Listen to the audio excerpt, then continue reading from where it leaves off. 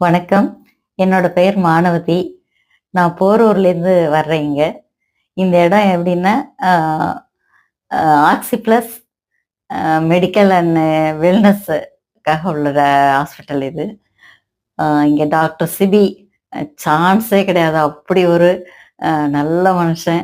அ அந்த அன்போட ட்ரீட்மெண்ட் பண்றத நீங்க ஃபீல் பண்ணி பார்த்தா தான் தெரியும்.